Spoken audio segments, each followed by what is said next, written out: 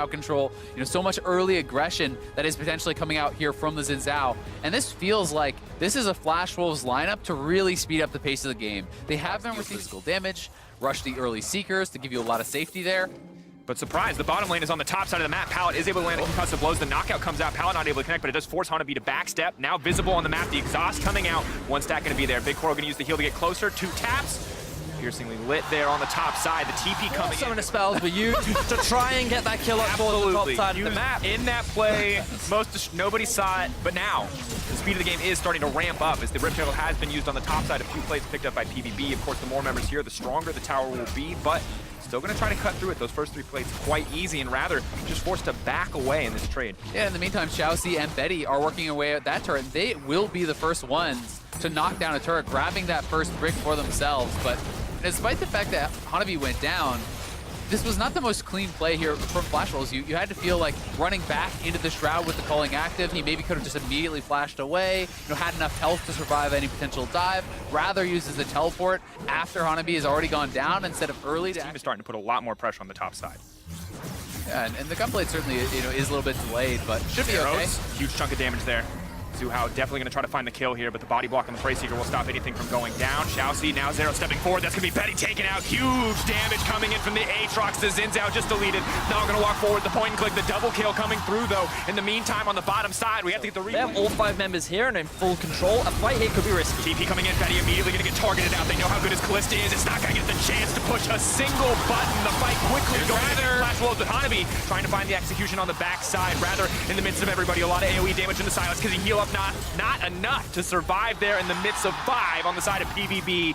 All 5 members left standing as 3 go down on the side of Flash Wolves. We talked about how this could have been risky for Flash Wolves. It was Phong Buffalo that had the positional advantage, and all toe-to-toe, the Aatrox has had his number across all these fights. I remember how we talked a lot about these compositions where they're actually Aatrox ultimate out of Rather. He will back off, but this does mean the bot lane tower can be taken out. Zuhao will grab the solo gold there, it looks like. How if we notice how on the minimap they're keeping pushed up both the mid lane and the bot lane, which makes it very now Dole gonna face Shake Rather. Walking to the 1v1, have to respect the Rek'Sai ultimate, but so much shielding already coming in from the Rise. Not afraid whatsoever. Zeros now gonna be on the hunt here. Hanabi waiting around. The Rise is gonna come in as well.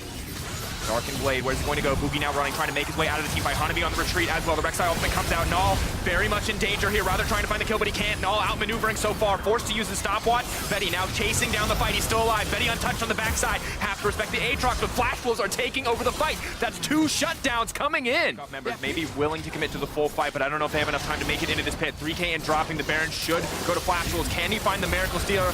No. Xin Zhao is going to take it down. The fight breaks out, but PvE are on the back foot. Rather in trouble, but has the Aatrox ultimate available. The Resurrection coming out. Xiaoxi trying to make his way out to safety, but Betty now in trouble. Rek'Sai goes under, comes out. Betty goes down. Boogie next on the menu. Flash Wolves are falling apart in the fight. The contest from PvP may just save the day. 2 members walking away with the Baron. 2 back-to-back. PvP kind of first ones to the scene, and they are going to look to turn. Looking for the engage. Massive Braum ultimate. Lucian locked up in the backside, but immediately the coin's going to come out. Not going to connect on the Boogie, though. Able to block a little bit of the damage, but Pallet and Koro in the midst of the team. Betty, no chance left to survive. Desperate to make it out of this one. Koro going to take him down. Double kill for the Lucian, but he's caught in the meat grinder here. Zeros, though, going to look to fire back. The stolen Silas ultimate may not be enough to keep Rather alive. Zeros, though, desperate on the chase. The Akali invisible for now. Xiaoxi going to be the sacrificial Nautilus here in the exchange.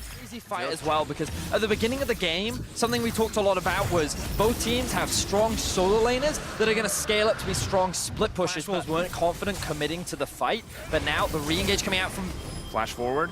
Buys, tries to buy a bit of time as the Shroud off cooldown. Hanabi not going to use it quite yet. Immediately the re-engage. Boogie stepping in forward onto the front line, but he's just hitting the Braum. Not at all what you want. Big Koro backing off. Null backing up. They're not able to hit anything.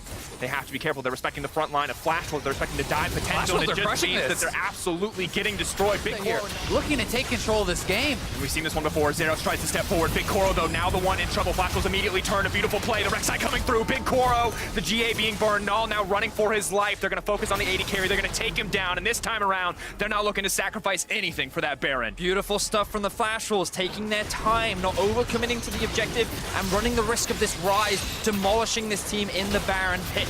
The rest of Phong, who have backed away, they realize they cannot secure this objective, and this will be the 2nd Baron of the game, going over to Flash Wolves. A back and forth game. The gold graph tells a story. The Baron Was contested at first, but a beautiful turnoff from Flash Wolves. They will secure it. They will start to match lead into a win, and they end up in this break point with a lot of dancing, a lot of fighting, and Flash Wolves, they've just been steadily scaling up. They've been relying on the advantage that a Silas and an Akali can build once those items start to come through, and now level 18 on Hanabi, level 17 on Radha. 3 items finished for both. Double Mountain and the Infernal, double Infernals and the Mountain. 4 PVB are good for them overall, but you have to feel one more fight gets fumbled, then immediately Flash Wolves can just close the game. Yeah, definitely. Try here. Hanabi, though, with the TP up and available, would be there for the contest. And at this stage of the game, just goes down far too quickly. Of course, Elder will be an objective to join the map, quite some of the perceived stronger reaches.